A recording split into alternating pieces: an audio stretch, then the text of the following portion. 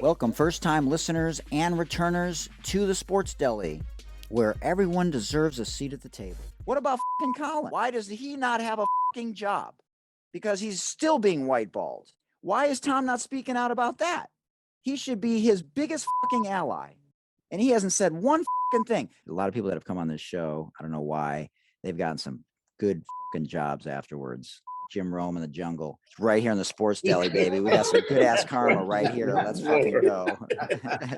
I love it. Man. I love it. We hope you enjoy today's show, everyone. We're so honored on this third day of National Inspirational Role Models Month to welcome the pride of San Jose, professional softball player for Athletes Unlimited, Jazmyn Jackson.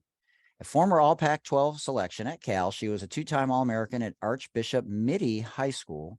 She enjoys reading, dancing, and hanging with her family. She has 3 younger siblings. She loves to help empower young girls, especially in the Oakland area. She was a member of Team USA. She was born the same day as the late Nipsey Hussle and the same year as Asia Wilson. She can slap the living $HIT shit, no pun intended, out of the ball.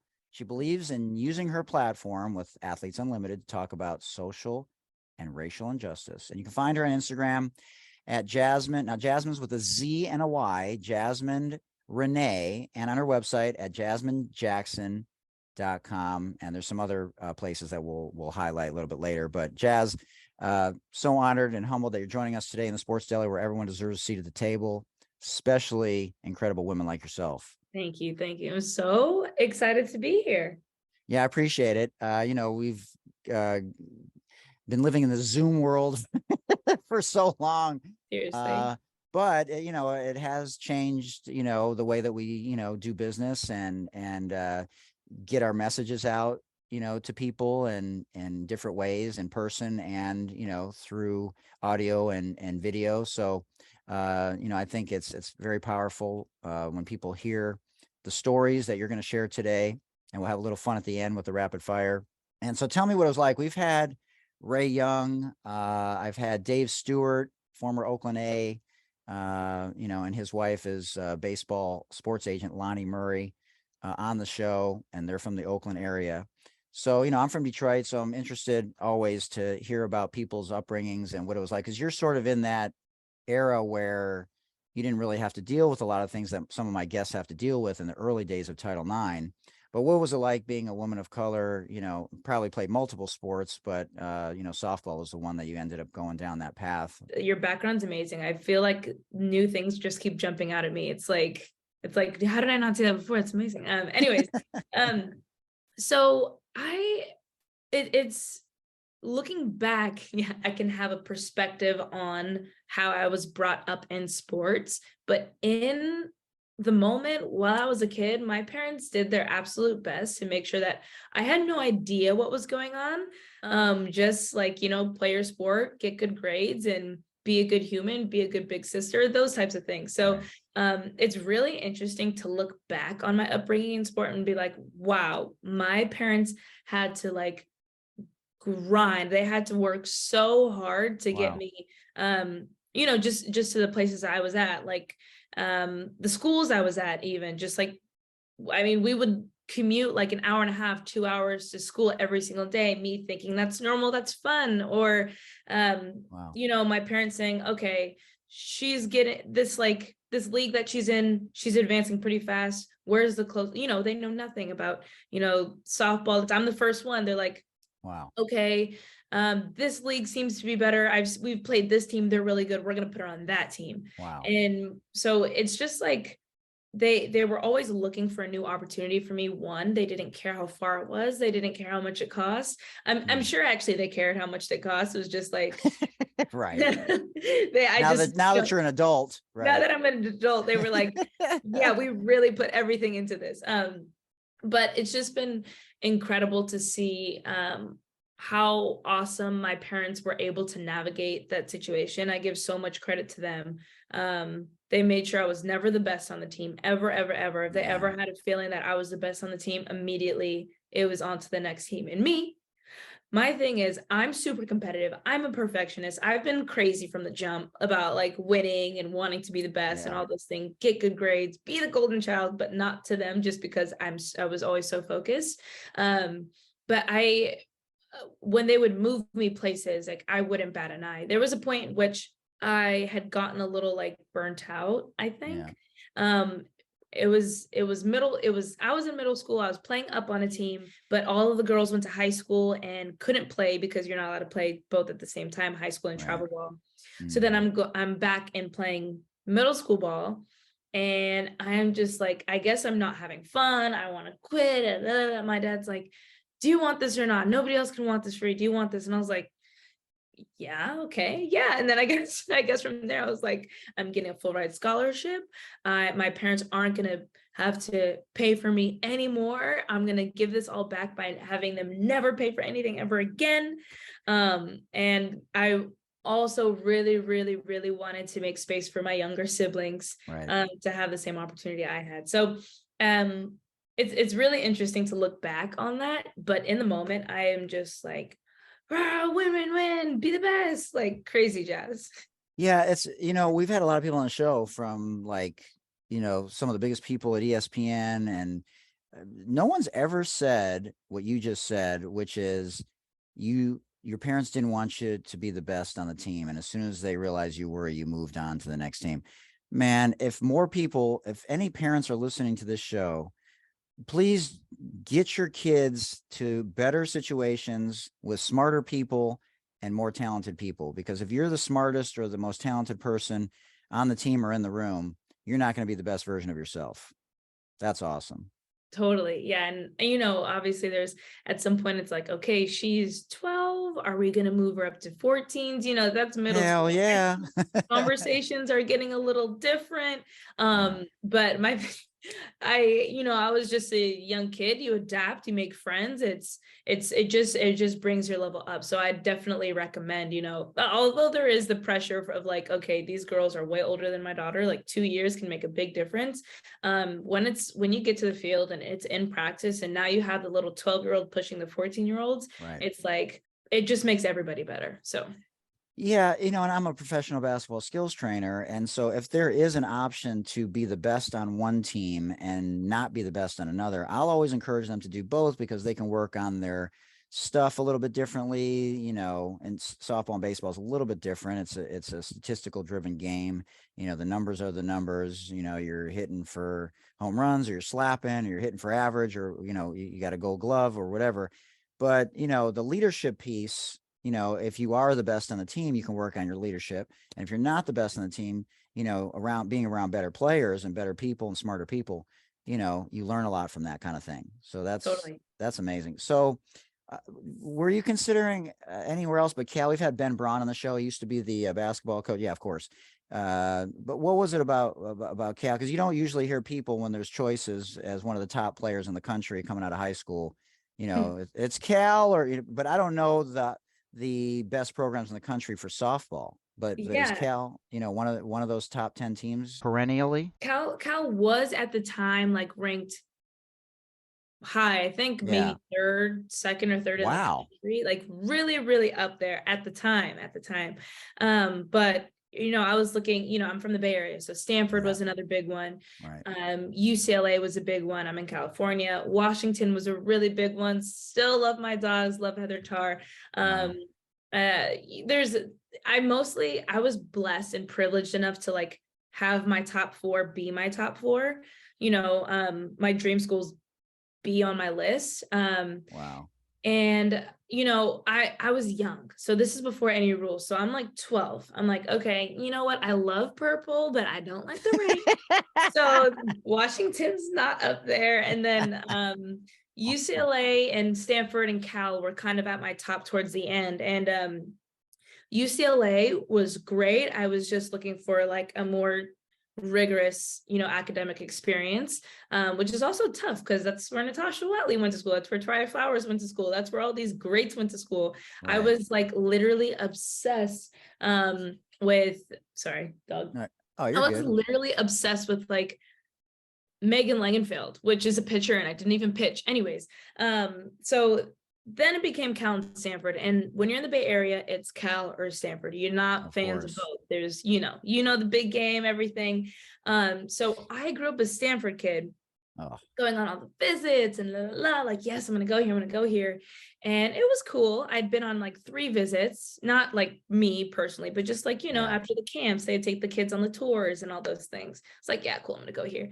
And my parents forced me to go visit Cal when they made an offer, because they're like, they're right up the road. It's disrespectful to not go. You need to look at all your options, and it's right here. You're not going to be disrespectful. And I was like, oh, I remember it was a fight. I remember we were late that day. I hate being late. We were late that day because there was bad. Yeah. I triggered you right from the jump today. You're fine. You're fine. I hate being late. You're good. I was early then. But there was just like traffic and we were late, and I'm like, this is just a bad omen. Like, I'm not going to go here.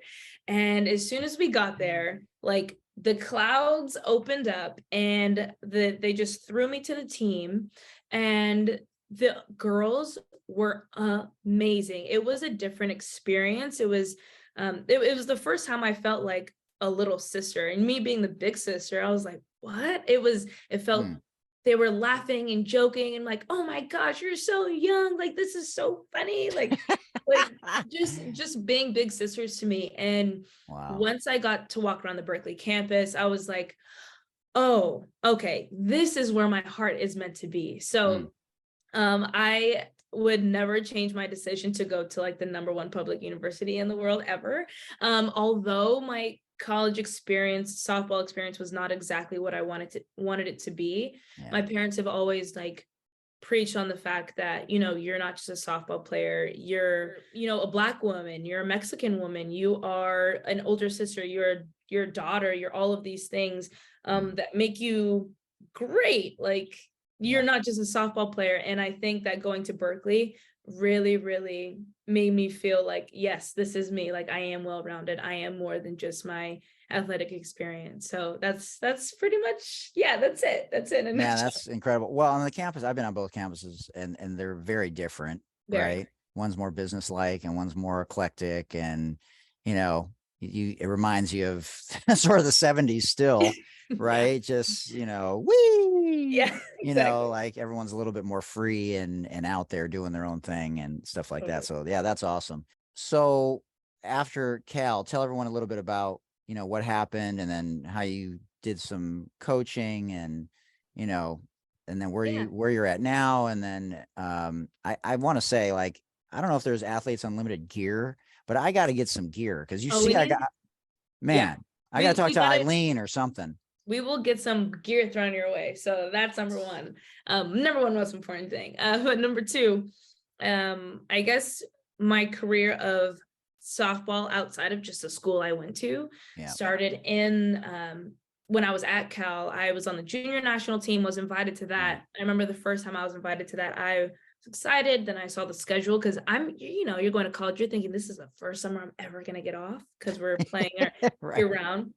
And I see the schedule, it's literally top to bottom. Like, I will be out the first day, like after school ends, and I'll be a week late to school for college. And I like bawled my eyes out for like maybe 20 minutes about like, okay, I'm never going to have a summer again. But then was so excited. I made the team. After juniors, I played with the women's team, the big team, for the next 4 years. And it was the first time I had really ever considered playing softball outside of, after college. I went to Berkeley for a reason. I went to the business school at Berkeley for a reason. I was ready to like get out. My big idea was like, I'm going to go to business. Mind you, this is 12-year-old Jazz. I'm going to go to the business school, and I'm going to make a lot of money. And then after I make a lot of money, I'm going to give it all back and to my community. So that was my big plan. But playing softball, I was like, okay, wait, this is really fun. Okay, I love traveling the world with these people, playing amazing softball. And it made me grow so much as a player and as a human. Like, I've been to Japan 9 times. Who could ever like say that? And it was within a span of like 4 or 5 years. So enjoyed my experience, and came to realize after college, like, okay, like I think I I think I want to keep doing this. So I was playing, I think I'm going into my sixth or seventh year now as a pro, but playing pro, it's always this weird, as a professional female athlete, it's this weird tug of like, okay, I had to be this whole entire person and had to get these good grades and had to tailor my future to not Right. having the opportunity to play sports. So I have a career lined up. I have everything lined up, but now wait, I want to play and there's an opportunity, but it's this constant tug of like, Yeah. do I just be Business. like an investment banker in the Right. Bay Area and make a lot of money and, live that dream that I wanted to live of giving back to my community? Or do I be a professional athlete and make significantly less? And so Facts. there's always that duality that a lot of people don't see when they see a professional female athlete. They're just like, oh, like, cool, she's an athlete, but they don't understand what she's sacrificing in terms of like building wealth for herself, generational wealth for her family, Absolutely. starting a family, all of these things that were probably a part of the plan until they were like, oh, well, I guess I'm pretty damn good at this sport. Mhm. So that's kind of where I'm at now. I got to coach a little bit, like you'd mentioned. I got to coach at Howard, which I never wanted to coach either. But wait, I want to ask you about that because Yeah. being at a historical Black college versus going to school at a PWI, Mhm. like tell everyone what the differences are, because I mean, obviously it's a different kind of fun. Yeah. Yeah. I Man, mean, like football games and halftime shows and just the culture and the atmosphere. totally. Man, if I had to Totally. do it all over again, I think I would go to an HBC. I am dead ass serious. Yeah. I think it No. would be freaking amazing, especially if Deion Sanders is coaching football. Oh my To- God. Totally. Yeah. I mean, going to Berkeley, which I don't even know if it would be described as a PWI, because I think the majority of the population is the AAPI community. But I will say that I have never been around so many Black people in my life. And as a Black person, because the Bay Area has so much diversity, obviously, but it's like a true Black community I had never been a part of like that. So I was Because like, Midi was mostly white, right? I think Midi's mostly white. I have never looked up that stat, but I'm 99% positive. Maybe it's changing now. But it was when I was there. So being in and I am Black and Mexican, but I grew up with my Mexican side too. It's not my Black side. So being around that was just like a breath of fresh air. I would highly, highly recommend for people to be at more of those sporting events. Like if you want to coach, like definitely look into there. If you're interested in going there, look at those places. I will say that they're underfunded, which is extremely unfortunate. That's not their fault, but the culture and I don't know, it's different. It's such a blessing that I've gotten to experience that, because for the first time in my life, I felt like, wow, okay, nobody's expecting me to be any type of way. You get stuck being like a token Black person all the time when you're the only one in the room. But when you're there, it's like, I was so happy to like literally get zero eyes. Like nobody looks at me ever. And I was like, cool, because I'm a very introverted person. So I'm like, great, nobody cares about me. That's amazing. I just look normal here. But yeah, no, coaching at Howard I am so happy that that is my most recent and lasted coaching experience as of now, because I'm like, I could live the rest of my life with those girls having been my first and only coaching experience. It was the girls were amazing. It was the most amazing. That's so cool. You just mentioned something that I found interesting, because I like to talk about things that are a little bit deeper, but what's it like when you are the minority in the room? And how have you evolved from there? Obviously now you're an assertive, strong woman, and now it's not as much of a thing, but I mean, early on, I mean, we could all learn something from that. I mean, when I was younger, let me tell you, the struggle was real. I hated everything about my hair, like hated my hair. Like Wow.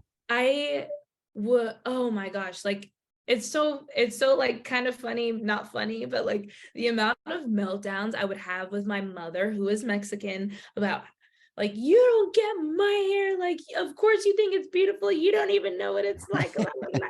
Right. So I mean, hair was so big for me, and I don't have it out right now because I Mhm. didn't feel like doing my hair today. It is I a mean, lot it of looks amazing, but work. yeah. Thank you, just about.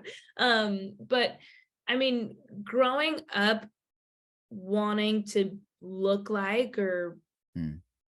be seen as something else other than what you are presented as is like, it's a pretty tough thing for a young kid to deal with. Like I knew from a young age that, like, you know, I told you I grew up with my with the Mexican side of my family. So I Right. knew like my hair wasn't the same, or like it you hear me talking a lot about hair. So hair is a really big thing for Black women. Right. I say that.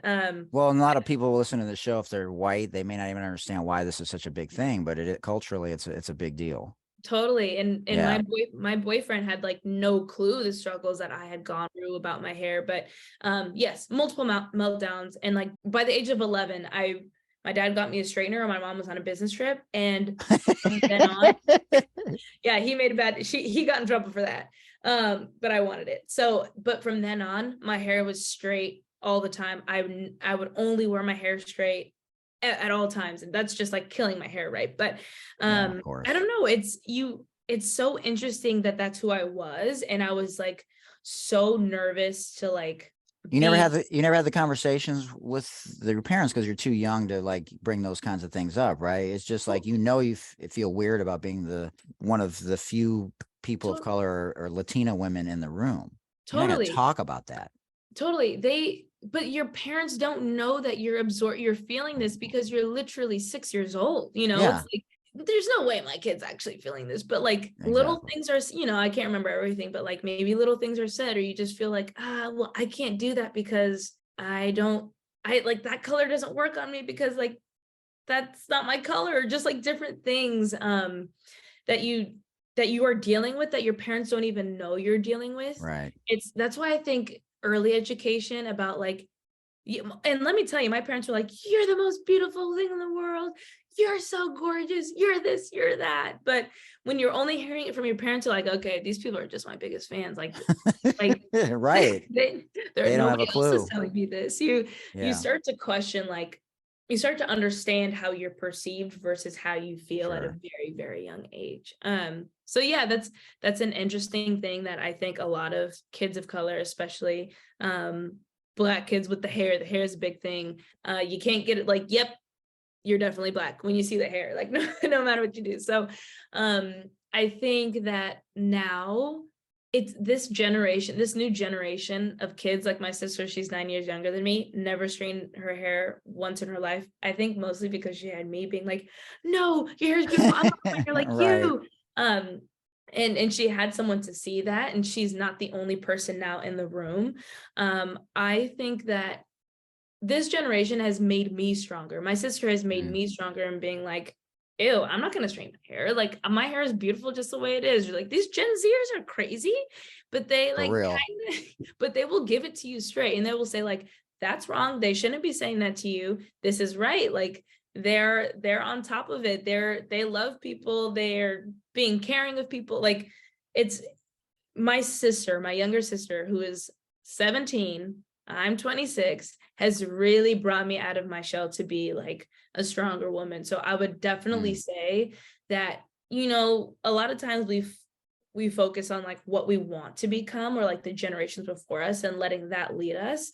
But they always say this thing about kids, about how kids will, you know, they're the purest things. So they see, you know, things for what it is.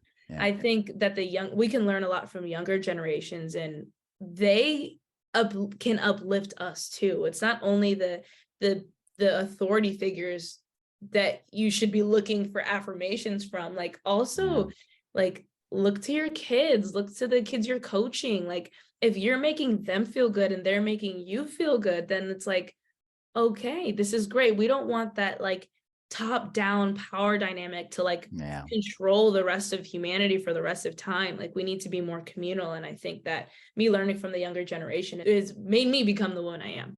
You're probably one of the oldest souls and one of the most forward thinking people, women especially, on the show, because between, you know, what you said earlier about, you know, your parents making sure that you weren't the best player on the team, and just your comment about, because so many recently about you know, listening to other people, no matter who they are, is just something we, like you said, could all learn from, whether it's in politics or coaches, you know, instead of this top down, you know, idea that that's the only way to go. And so I think that's incredible. I want to pivot a little bit because I was going to talk about something else, but because of what you just talked about, I want to talk about the advocacy piece and your voice and what Gen Z has sparked a lot of people to do in that space, because the reality is social media and litigation are the two things that will change society, and voting,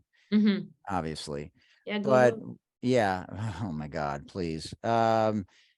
You know, and there's just a lot of divisiveness now. And so what's been your experience in terms of the best way to go about not shoving things down people's throats, but educating them to understand some of these issues, and especially white people, because it is a white issue, and we need more people like me to be allies and educate ourselves. It's not up to people of color or Latinas or Latinos to educate us on the discriminatory practices that have been going on for far too long, and the two different narratives that still are in existence.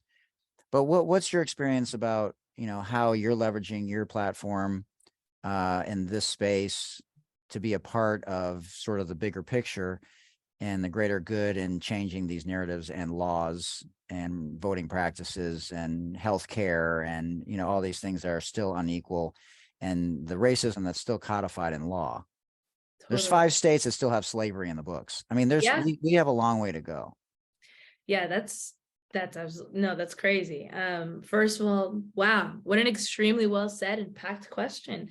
I have a tendency to ask packed questions. I apologize. No, I love it. I mean, in terms of advocacy, using my social platform, I'll start there. I do not feel it is my duty to, you know, educate others per se, but I do feel it is my duty to share my genuine personal experience. And I love the fact that I have a personal experience. I don't have to, well, you see my books. I don't have to like rummage through all of these to like give you an answer. Like, I can just tell you straight up my truth. And I feel like the more people can hear people's legitimate truths, the more like story we can like, okay, we can see like, okay, this is affecting this many people in a true way, in an experiential way. Like, but not just your sister, right? Was it Colin? Was it the WNBA players? Like, you see the impact of all of this happening, and now you're like, fuck this. Like, I'm not sitting in the background anymore. Totally. And I think that if you see, I mean, Colin, man, I was a freshman at Berkeley when the riots started. One of the biggest ones was right there. My mom called me. She said, "You better not leave that damn dorm room, because if something happens to you, I will kill you first." I'm like, all right. But I think that was when I truly started to understand platform. And once I got to college, and before season had even started, I had been invited to the junior national team. And this platform starting to build, I was at that point, I mean, I was juggling school, softball, social, but I started to understand my responsibility in what I put out. So being a good human, and everything that entails. I think that, I mean, like you said, social media, litigation, voting, those types of things, all of that's going to bring us into hopefully a better world. And while I have my platform, it is my duty to use it for good. And to be very mindful. And if I don't know something, like if it is AAPI Heritage Month, this is my time to open up my platform to another individual, to use my platform to uplift their community. That's not my job. I mean, it is my job to uplift other communities, not to be like, you should do this, you should do that. It's you need to amplify other voices. So while I am, you know, Black and Mexican, I am also an ally to other groups that I am not a part of too. So I understand allyship as well. And then, I mean, in terms of just like advocacy in general, I think I didn't make the Olympic team in 2020 because I was like, you know what? I'm going to do what John Carlos did when I'm on the stage or getting my gold medal. I'm going to like put my fist up, you know, Black power, whatnot, all the good stuff. And Trump had literally put out like, if anybody does this, like, you're going to get your gold medal stripped. And I was like, that must have been why I didn't make the team. Praise be to God. Like I would have gotten my gold medal stripped. But anyways, I think that, I mean, advocacy is important. Advocacy is just using your voice. I think my generation and the generations after me, and I'm kind of a Gen Z or millennial cusper. So both, the generations before that have done an amazing job of now giving us the chance to make true change, not in the world, but within ourselves. I will always credit my parents. Like maybe my parents didn't do everything right, but I am at a point where I'm not like internalizing generational trauma. I'm like, okay, like this is what's here in my family. Now I can work through this. Had my parents never given me the privilege to work through things, like, and not just be completely survival mode my whole life, being able to be in thrival mode, I wouldn't be able to speak as an advocate and as an activist the ways I do now. So lots of credit to the generations before us. And I think a lot of times we blame generations before us, but you got to understand that they were just surviving too. We have to take that, assess, and like just continue to make the world better. So are we in a better place? Then, I don't know, 10, 20 years ago. I mean, there's so much divisiveness, and I hear so many people come on the show and they wonder if we're in a better place. Yeah. I think we're in a different place. I mean, it's case by case basis. I mean, there's some people that are still not getting clean water in the United States of America. Like there are people, I'm not going to say like this country is absolutely thriving and taking care of all of its people.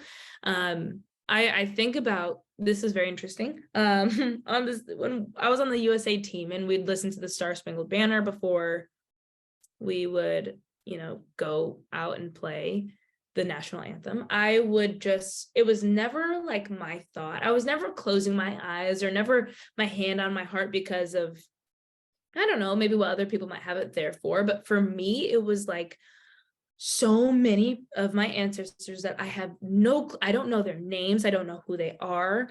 I have a very large indigenous heritage that I don't even know about. On my Black side, like my family came here as slaves. So like there are so many people that I don't know that had to decide to live that day and to continue that day for me to even stand here and represent the United States of America. Like that is wild to me. And I would not have been able this past decade to represent the United States like I did. Easy. I'm on the field. Nobody's bothering me. Nobody's saying anything to me. Everything good. 20 years before that, it could have been revolutionary that I was like I can't imagine what, you know, Natasha Watley and Triya Flowers had to deal with being on the national team and traveling to different places back in their days. So I think we are in a better place, but the reason why it doesn't feel like so is people are evolving. Like we're not taking the status quo anymore. So yeah, of course there's no more slavery, but like, is that what we're like? That's got to be a given at this point. Like we're evolving. You can't say like, well, we don't have Jim Crow. Like, okay, but that was never okay though. So like, let's not compare today to the fact that we don't have slavery. So yes, we're in a better place. Can we be better? Absolutely. I think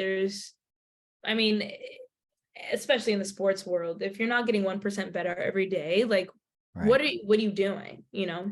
Well, I think there's a duality, right? When you have pushback in any way, there is the one side of the evolutionary path, but you're going to get the people that come out of their rat holes, and they're going to push back because it's not the status quo and it's uncomfortable.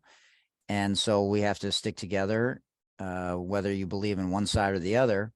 And so I think it's just inevitable that you're going to get pushback, even if it was the way it used to be with the Republicans, you know, or the Democrats or whatever.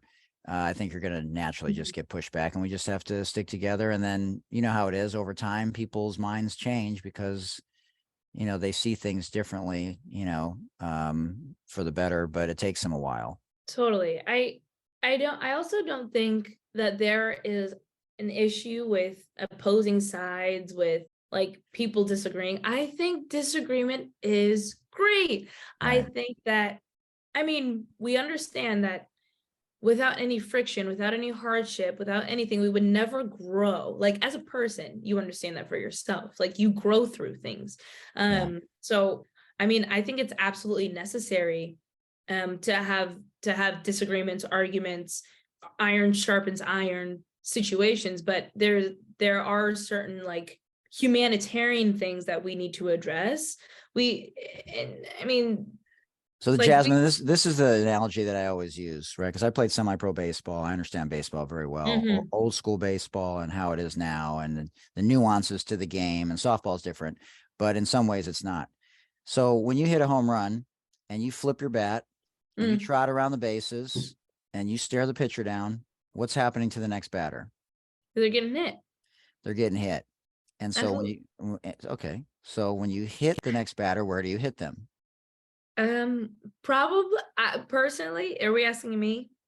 Well, I mean, typically, where is it okay to hit the next batter? Like the tushy, like the Right. tush, In the the thigh. rear, yeah, in the thigh area, maybe the bicep, you know, but we don't want to get anywhere near the head, right? Yeah, absolutely. Okay, so that's an unwritten rule. And you certainly don't want to throw behind them. No, that's So, right. So that's what I'm saying. So where we've gone in society to me is we're not throwing at the rear end. We're not even throwing at the arm, which is getting close to the head, and you're going to get a stare down like mother. So we're throwing behind and at people's heads. And so that's where I have a problem with what you're talking about the, you know, sharpening each other and, you know, being a better version of yourself because of opposing views. And we're throwing at each other's heads and behind each other. And so we've gone past the unwritten rules absolutely in life and in sport. And so we need to get back to a little bit more of a centered argument instead of the hatred and the division, because I think you're just not going to get the things accomplished that you could, you know, when you find some middle ground. totally. And I think earlier in this episode you'd mentioned education and like educating yourself, and to not go in your analogy, you know, throwing behind the hitter at their head. Like we have to be on a ground of which we can have a conversation, and that is why education is so important, because without having words to say or tools to say or arguments or any, like without having that education, we can't do this. When I think a lot of and then bring your A game, bring your best pitch, and I'll give you my best swing, and whoever wins wins exactly. And I think it's, you know, maybe I don't feel, you know, I don't have a best pitch, I'm just going to throw out their head and, you know, whatever. Like that's where we're at. That's where we're at. Yeah. So, well, people like you and many others who are in the space of trying to throw at the buttocks and not at the head is going to make society definitely a better place. I do want to ask you about mental health, because you are grounded, but you had that experience when you were a kid. I can't imagine being a white Jewish person in a room with people of color when I was at the Jewish day school that I attended before fifth grade. Now, please preferably put me in a room with people of color, because I would much prefer it, you know, or people in the Latino community. Like, I'm just more comfortable in that space. But it took like being uncomfortable really around a lot of my own people who I felt were, and this is not true of everybody, right? And I got to be careful, I guess, but I didn't feel as comfortable around the rigidity and the exclusionary practices a lot of times for good reason. Mm, I know my family's history with the Holocaust and why there's a level of paranoia. Like, you understand these things, but it wasn't benefiting me emotionally and vibrationally. And it certainly wasn't helping me when I was going into other spaces, which I am allowed in that you're not still today. mm, And so that's what I want to be a part of, is helping. And there's going to be spaces you can never be a part of. yeah. It's unfortunately the way it is. But Mm. what about mental health and how you feel so grounded? And did your boyfriend have any idea that this is who you were when he met you? He must be like, Absolutely. He thought I was some little quiet, right, exactly. whatever. Absolutely not.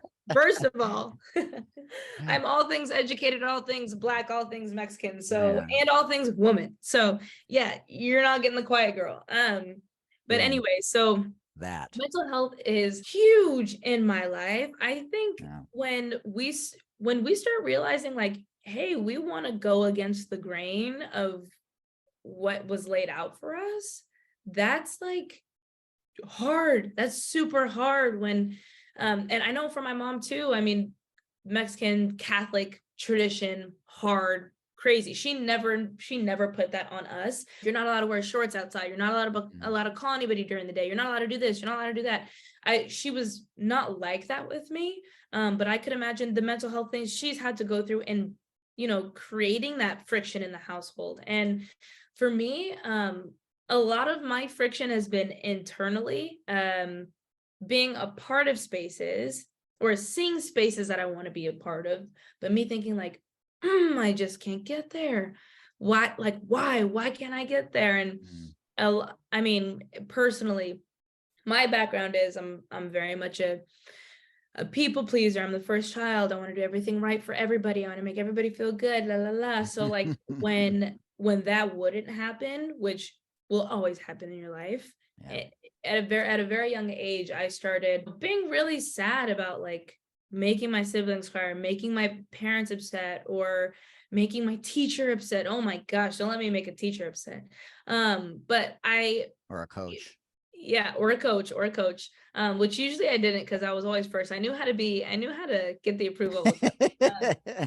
But the things that are there with you when you're young move their way up to you now when at this age. And mental health has been super, super, super tough. I think definitely with COVID and being around certain people for a long period of time, and then also not being around anybody for a certain period of time. Facts, I've yeah. had to rely heavily on just what the hell do you want to do? What do you love? What's I your love why? music. What's your I why? love music. I sometimes love softball. Most times I do. But it's just like what has really helped me with my mental health is not setting a goal for myself of I need to be here, but just being okay with the fact that I get to set a new standard for myself every day. I get to grow every day, just like a plant grows. Like, I'm not going to say, okay, once the plant's here, like, I'm done. Like, no, like, you're going to constantly be growing every day. So just get used to like, hey, this pissed me off today. Why did that piss me off today? That's interesting. Or like, whoa, this is the first time I've been on a hike.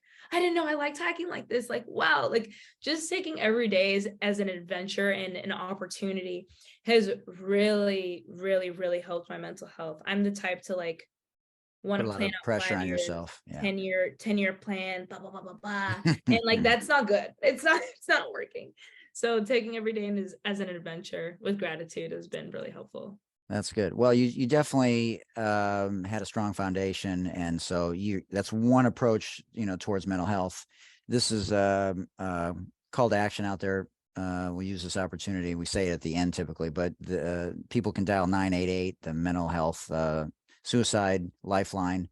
So if you're going through a rough time, you can definitely, do that. And I've talked about it many times in this show. I've had 6 dads and 2 of them have killed themselves. So, that's a topic that's, important to me. And now it's my superpower. I talk about it all the time.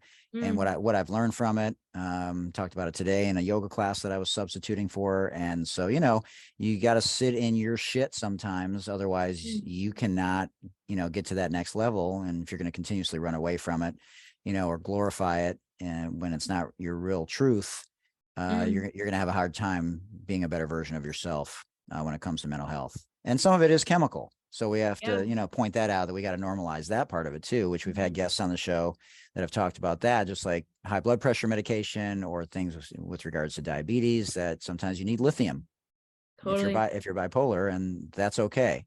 It's just a chemical imbalance, that kind of thing. So, all right, let's get to the rapid fire. I'll leave the floor for you because I want you to finish with Athletes Unlimited so people can hear about that and, what's going on with that. And just honestly, like, just to see an organization having multiple sports under their umbrella. Crazy. It's just, can you imagine the NBA, having softball?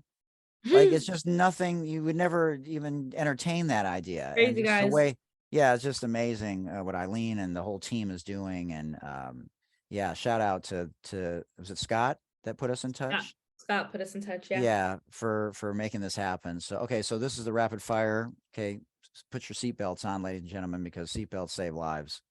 Slapping or bunting? Slapping. Yeah, of course. I knew that, everybody. So I knew it was but some of you out there, you just don't know.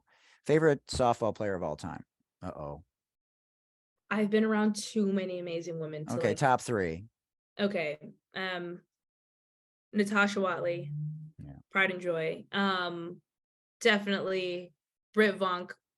She's on the Dutch national team. One of my best friends in the whole wide world. And wow, this is tough. You're just going to have me choosing my best friends. Kamlani Dang, Hawaii, amazing story. From the mud, love that girl. I don't know the story. Can you tell it in 30 seconds? Kamlani Dang from Hawaii. I don't know if anybody's heard of Odyssey Alexander, but same thing, throwing to a wall, taught herself how to pitch on YouTube, ended up being like Puerto Rican national team pitcher. Wow. Went to Cal, went D1 from a very, very, very small town on the west side of Oahu. So anyways, wow. Great girl. Amazing. We should get her on here next time. Yeah, we should. You come back and co-host with me anytime, whether I have WNBA players on or fun. You should be. You don't have a podcast? Oh my God. What are you waiting for? You should have a podcast. Are you kidding me? I can definitely talk to myself, so maybe I will, and I don't even need anybody to listen. I mean, you know how many guests you could bring on that could resonate with people? Friends. You could bring your sister on to co-host. Totally. Okay, that sounds fun, actually. I like talking. Okay, great. Yeah, heck yeah, let's go. Favorite baseball player of all time? Ricky Henderson. Wow. Yeah. Another player from that area of the world. Yeah. Mr. A's. We had Dave Stewart on, like I told you. He was amazing. Yeah. And his wife's, man, she's phenomenal. Do you know Lonnie? No, but I'm going to need to get in touch. I'll put you in touch with her. Yeah. She's one of the few female sports agents in Major League Baseball. And what she's doing is incredible. Best book you've read or listened to lately? Ooh, lately. This is going to be way off. I really like high fantasy fiction. A Court of Thorns and Roses. I have the 6th book actually right here. It's like an 800 pager. That's incredible. I'm reading Jamel Hill's book now. So I just started it. Yeah, she's amazing. Yeah. She checks my messages. She doesn't often respond, but she does. I can tell that she's looking at my messages, ladies and gentlemen. Okay. And I just finished Mahmoud's book too. So that was pretty incredible. Yeah. Nice. Yeah. Over the pandemic, I read White Fragility and Just Mercy. So I read a few books that really, really were powerful. Favorite app on your phone? Oh, wait, were you going to name another book that you wanted to tell everyone about? I mean, I have quite a bit. Yeah, I can see that. I really like this book called The Intersectional Environmentalist, where it kind of talks about the intersecting of, it's not just about race, it's not just about socioeconomic, issues, it's not just about gender, it's not just about sexual orientation, it's about all of these things. Yeah, right. That's this one. It's a super quick, easy read. Intersectional environmentalist. Yeah. That's cool. Yeah, I remember when we had Jim Herrick on. He used to be the coach of UCLA, won a national championship there. And one time he came on for himself, and the next time he came on to talk about John Wooden. And John Wooden was 99 years old, the Wizard of Westwood, doing a deep dive into the correlation between religions. Because it was so interesting to him. That is interesting. At 99 years old. Yeah. Yeah. What's the favorite sticker you have on your water bottle? Oh, That was not part of the original questions, but since I saw it sitting in the background, Oakland oh, I have so Soul. many good ones, but Oakland Ooh. Soul, they're a new so Oakland Roots is the men's soccer team out here in Oakland, but Oakland Soul is Right. going to be the women's soccer team. So I Ooh, really like that. I'm that's excited. sick. Yeah. That's awesome. Favorite TV show? Did you have one or have one now? House of Dragons was great. I'm Mm. also an anime girl. Attack on Titan Wow. is like really good. Yeah, that doesn't surprise me. Wait, did I ask you favorite app on your phone? Favorite app on my phone? No. Spotify. Spotify. Wow, I'm a podcast girl and I'm a music girl. It's perfect. it is. Wait, do you have a favorite podcast? I hate that I'm gonna say, well, one, I love The Daily. I Okay. love The Daily. And then Yeah. two, I don't hate this one. I love Amanda Seales, Small Conversations with Amanda Seales or something like that. Okay, Amanda that's Seales cool. is great. Yeah, I'll have to check that out. I haven't checked it out. Who's your biggest rivalry at Cal? Well, obviously Stanford. I will make a point. I will tell everybody that I've But lost it's not to always what it appears to be. That's why I asked that question. Yeah, no, but the thing is, I've lost to every team in the Pac-12 except for 4 years strong, Stanford. So I feel like I can't have a rivalry with Wow. someone that's beat me. So Stanford is just I'm 12-0. That's phenomenal. Wow, I love it. Candy or popcorn at the movies? Popcorn. With butter? Absolutely. I love when people say that. Yeah, absolutely. Waffles, French toast, or pancakes? French toast, bananas Foster's, French toast. So Wow. good. Not many people answer that. Have you ever had a French toast with challah bread? No. Okay, so it's a thick Jewish bread, so it's got to be on your bucket list. Like you'll never go back to any other bread ever again, except maybe potato bread. I know is really good with French toast. Challah Great. bread, yeah, you got to try. Oh, it's gorgeous. Okay, I'm gonna make sure this happens. I want that to be as part of your first podcast. Okay, great. I'll screenshotting here. So, what's your love language? Oh, quality time for sure. And what? I like to talk. I like to Yeah. deep What's- conversations. What's his love language? You know what? Probably quality time too, except I think he hits a max. I don't hit a max. He's like, all right, I'm gonna go play video games. I just don't hit a max. Was that a cringe question or was that okay? It was cringe, but it was also funny. Yeah, right. Okay. I was just making sure that's the vibration that I felt there. So I don't usually ask the question, but I felt like with you it was okay because you're It's in a that good one. It's that funny. generational question. Yeah. It's funny. So do you have a household chore that you hate doing? Oh, yes, the dishes. I hate the dishes. I hate the dishes. That is freaking hilarious. San Francisco Giants or the 49ers? Neither. Oh my gosh, never. Neither. No way. That's never a thing? Oakland Raiders, which we'll just call them the Raiders now. Right, because that's or what I'm the saying. They Oakland weren't A's. there anymore, but okay. Yeah. Yeah. Just I'm a Raiders girl through and through, Raider Got you. Nation for life. Yeah. It's me. Yeah. Oh man, that's phenomenal. Wait, a pitcher's duel or a high scoring affair?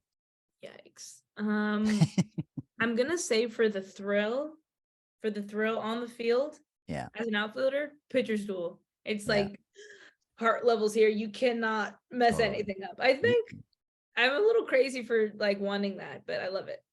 Have you ever like jumped like over the fence and fell into foul territory catching a ball? I have, but last time I did that was back in travel ball. Now everything's too high for me. It's too high. Yeah, and the fields are too small. I don't have time to like do the run, catch, jump. Yeah. Yeah. Have you been watching the World Series? Kind of. I don't know. I get so triggered by how much they're paid. So I try to I watch the for web real. gems. Right, that's a good idea. Well, maybe if Yeah. there's a game 7, you'll watch it. You know what? I was watching though when Bryce hit in the first game when he hit that. Well, because I was with a whole bunch of people. We were in San Diego at a bar, and I was like, "Oh, this is Oh bad." my God, I missed you in San Diego. Oh no! Oh, But okay, go ahead. Yeah. I was like, "Oh," and Bryce is up. He's hitting this one out. He's gonna end the game right here. This is this is what he's gonna. I was like, something bad's gonna happen, and I called it, and everybody was like, oh, "How'd you know?" I'm like, "Because I play the sport. I know You this." should have walked him. Yeah, should have walked. The Like, hell are why? you doing? Why throw to Bryce Harper? Just why? Anyways, Oh, God. neither here nor there. So wait, so you didn't like Barry Bonds at all? Like watching him or like what he did? Okay, so my like Ricky Henderson Yeah, I get it. full out, and then also the Derek Jeter was like huge. Derek Jeter, the Teixeira, the Granderson, the Gardner, that whole era. Oh my gosh, Cano, that whole era was like that was the baseball. That was your love language. Yeah, that was my love. Absolutely. Okay, so I'm not going to ask you this next question because you're living day to day and you don't want to think about the future, but let's ask the last question that we usually ask. So if you could have 5 people at your dinner table, past or present, dead or alive, but you've never met them before, who would be at your dinner table? Okay. I would choose. Oh, wait, think about that. I got a mama joke. Okay. Okay, so which of these 2 mama jokes do you think is funnier? Your mom's so dumb, she put a bag over the computer in case it crashed. That's funny. Or your mom's so dumb, she went to the dentist to get a Bluetooth. Definitely the second one. That's so Okay, so I'm giving you a little time now to think about the dinner table question. that's good. Okay. Who I've never met. I got a lot of mama jokes. Yeah. I'm from No, Detroit. I got a lot of mama jokes. Those were good. They're like very dad joke-esque though. Yes, totally. Yeah. Dad, 53 right here. I know I don't look 53, but I am. Funny. Yeah, you look great. I would choose one. Okay, this is really tough. I would love to speak to Angela Davis. I would love on both sides of my family. So this is going to be 2 people. A person that, or I guess on my Black side, the first person down my line, one of the 2 that came over, I would want to hear about that whole. No one's ever answered the question like that. That's such a great fucking answer. Oh, thank you. And then I love that. And then on my Mexican side, the first person from the old world, the first European that ever came in contact with whatever indigenous person was down my line. Wow. That I think those are a cool 3. Huey P. Newton from the Black Panther Party. Wow. Man, I gotta shoot, who I've never met. So I'm sorry this is taking so long. Just casually gonna throw in Serena Williams, just casually, because it's Serena. So yeah. She is the GOAT. She is the GOAT. That was really hard though. Who would be number 6? I really don't want to say Barack, but I really want to I really want to meet him. Man, that makes 2 of us. I sort of have a connection with Barack. I don't know if it'll ever happen. So my former assistant, this is an interesting story, and I'll let you go. So he used to work for Upper Deck. Okay. So under his umbrella as the marketing director, he had Tiger Woods, Kobe Bryant, Michael Jordan, Wayne Gretzky, Ken Griffey Jr., Joe Montana, and Dan Marino. All his responsibility. What? And others. He had KG. He had others. Who is this person? His name's Dan Bruton. So he used to work for Upper Deck, and then he just ran a multi-million-dollar company. And he's one of those guys you never heard of, very unassuming, but he was the guy that made it all happen at Upper Deck. Wow. Yeah. So he grew up with the former Secretary of Education, Arnie Duncan. You know, they know each other, obviously, because the Secretary of Education was appointed by Barack. So, you know, by, association, you never know. Yeah, Steph Curry is amazing. Do you like Steph Curry? Oh, of course. I love him. Yeah. I mean, beyond basketball. Yeah. Oh, yeah. And I go to his wife's, Aisha. I go to her. She has a coffee shop like a couple blocks away from me. I go there all the time. What? Have you run into her? No. Not yet. Not yet. Man, that's great. Well, hey, so you're going to continue to play at least next season for sure. And so talk about, how that experience has been and how people can watch it. There's more media attention brought to it. Yeah. And it's just an amazing thing what's going on with Athletes Unlimited. And talk about the multiple sports, and then, obviously you play softball. Yeah. So yeah, multiple sports. It is absolutely insane. When it's this first lacrosse, volleyball, volleyball, softball, basketball. basketball. Yeah. When Okay. it was first pitched to me, I was like, excuse you, like that, like, why would you make this such an individualized sports when we're professional athletes? We already don't know how to act when it comes to competition. Like, we're ruthless, absolutely ruthless. But what's really cool about Athletes Unlimited is not only do they do this point system where it's fantasy inspired, everybody makes a minimum of, I think, 10K is the base salary, and then based off of where you finish, that could be either like $15,000, $25,000, $1,000 extra and bonuses for only 5 weeks. Pretty awesome. Yeah. But that wasn't what got me. What got me is the athlete causes program, where every athlete gets to choose any nonprofit. So let's say I choose Chapter 510, which is right here. I chose Chapter 510. Whatever I make at the end of the season in my bonus, so based off of where I finish, 50% of that bonus is matched by a foundation and sent to that organization. So if I were to make $10,000, which I wish I did, but I didn't, at the end of season, if that was my bonus, $5,000 would be donated to the organization of my choice. So it's not just team wins. You're on a leaderboard, and based on what you do individually, you end up, sort of in a selfish kind of way, but in a good selfish kind of way at the top of the leaderboard, hopefully. Exactly. So that causes program was my hook. Obviously, me as a person, now you know me.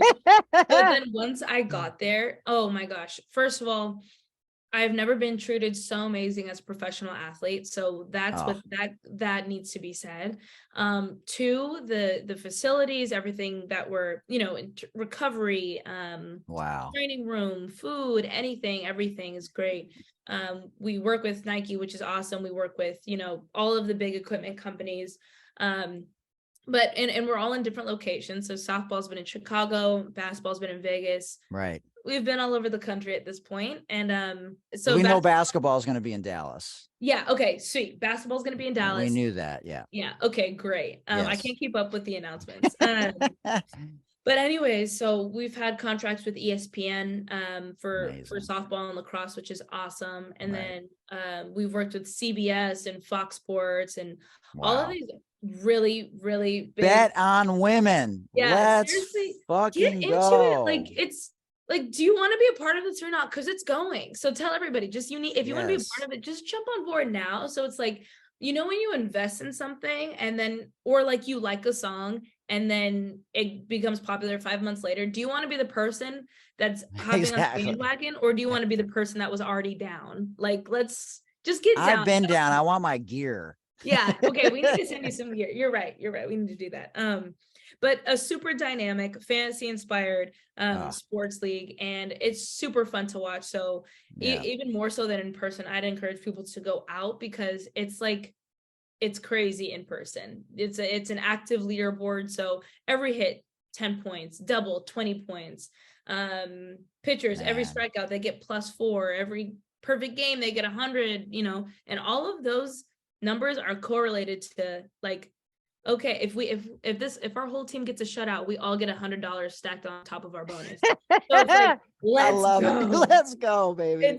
It's different because the guys, I know they don't have like incentives for individual performance, but that's like what this whole thing is about. So it's pretty crazy. So great. Oh man.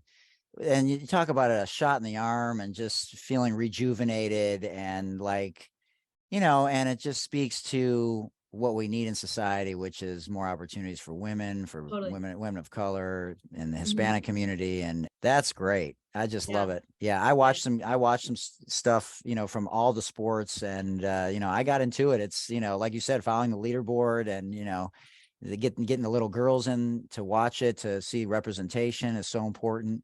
Totally. So good for you. Well, like I said, anytime you want to come back and co-host, but you should have your own podcast. You heard it here first, ladies and gentlemen.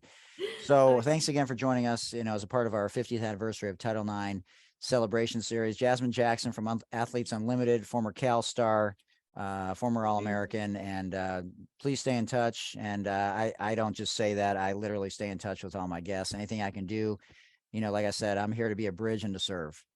Totally. Thank you so much for having me. It's been awesome. This has been an amazing conversation, and I enjoyed talking to you about like life. So thank you for that opportunity. Seriously. Absolutely. Well, if I can ever do anything for you, your teammates, I'm a life coach, I'm an empath, anything else I can do in those spaces, don't ever hesitate to reach out.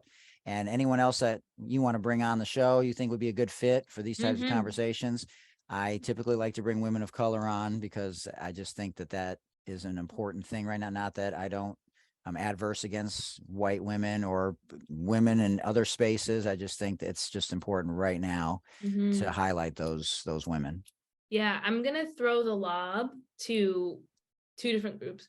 Throwing the lob to Kamadang, who I said the Hawaiian, but she just got recognized yesterday by like the state of Hawaii for the work that she's doing in her athletic career, and then also for her community. Yeah, come on. Play that. Just kidding. Throwing the lob to her. So when that happens, that'll be great. Perfect. All right, sounds good. We'll reach out to them, or you can introduce us, and I'll send anything that they need to vet me and listen to your podcast with me, and maybe that'll convince them to want to come on. For sure. Thanks so much for having me. Yeah, man. Thank you. Honored that you wanted to share space with me, and thanks again to Scott and Athletes Unlimited, and keep doing amazing things. No matter what the future holds, even though you don't want to think about it too much right now. Absolutely the epitome of living in the moment and being the best version of yourself every day. So phenomenal stuff. Thanks so much. All right. Talk soon, Jazz. Appreciate you. Yeah. Thank you. All right. Much love. All right. Thanks so much. All right. There you have it, ladies and gentlemen. Jazmyn Jackson joining us here in the Sports Deli as a part of our 50th anniversary of Title IX Celebration Series. All right, everyone. Here are today's outtakes. Enjoy. So, yeah, I was talking to, I don't know if you know who Mahmoud Abdul Rauf is. He was in the NBA for a number of years. He was basically Steph Curry before Steph Curry. He was Colin before Colin, and he was Kobe before Kobe. I probably do. And my dad would be like, I told you about him. He'd probably be so mad. How do you not know who Mahmoud is? No, he literally was Steph before Steph, and he had the 5 a.m. workouts like Kobe, and then he protested the national anthem in the 90s like Colin did. Yeah, absolutely no. So I was talking to his publicist at Showtime Entertainment. I don't know how I got that. That's awesome. Yeah, because I'm just sort of a small operation, but I just try and be authentic, and I appreciate your people at Athletes Unlimited setting this thing up. So I'm excited for sure. Of course. So I'm going to do a formal intro, and then we'll chop it up. I'm excited. I'm trying to get things out there, especially during the 50th anniversary of Title IX. It's really important to me, especially to highlight women and women of color. And so I'm excited to share space with you today. Thanks. Boy, that was phenomenal. Great job, and much love to everyone. Hope you enjoyed it. Thanks for joining us. Remember, Black Lives Matter. Stop the bullying. Stop the Asian hate. Contact your local and state politicians for any inequalities, for any individual or any group that's being marginalized. Also, everyone, we want to raise awareness for those individuals that are currently imprisoned for non-violent offenses, in particular those with long-term sentences that are disproportionate, in particular to those people in the Black and brown community. And I want to send a shout out to 40tons.co. 40 Tons is a socially conscious cannabis brand, and they're a social enterprise using the regulated cannabis industry to fight injustice, in particular for cannabis prisoners. So check them out again at 40, the number 4, the number 0, tons, plural, 40tons.co, because what they're doing in the cannabis space and being a socially conscious company is truly incredible, and they have my full support. And also wanted to remind all of you, if you're having a tough time, you can always call the Suicide Prevention Lifeline, and that number is 800-273-8255. That's 800-273-8255. And now you can call 988. That's it. All you got to do is dial 988 from any phone. And they are available 24/7 365 days a year. And if you want to follow me on social media or check out other episodes of this amazing Sports Deli podcast or any of my other podcasts, go to my link tree at linktree/Mike Hootner. And if you'd like to support us at the Sports Deli, we'd love to have you either make a one-time donation or feel free to make a donation monthly, either 99 cents a month, $4.99 a month, or $9.99 a month. If you have questions about that, send me an email again to thesportsdeli@gmail.com, and I will send you the link on how you can do that. You can also find it at the bottom of every podcast on Spotify or Apple Podcasts. Link at the bottom to support the show. Please check out our website at thesportsdelipodcast.com.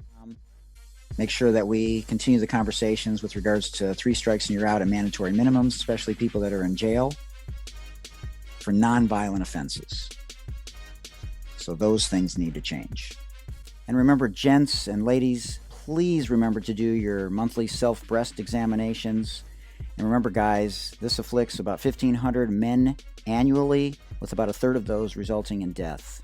So we want to make sure that we do our monthly self-breast examinations, both men and women. And guys, remember to do your self-testicular examinations every month as well. Until next time, remember, it takes a village. I'm Hootie Hoot. This has been a production of Hootie Hoot Productions. Thank you for joining us in the Sports Deli, where everyone deserves a seat at the table. Remember, it takes a village. Much love, everybody.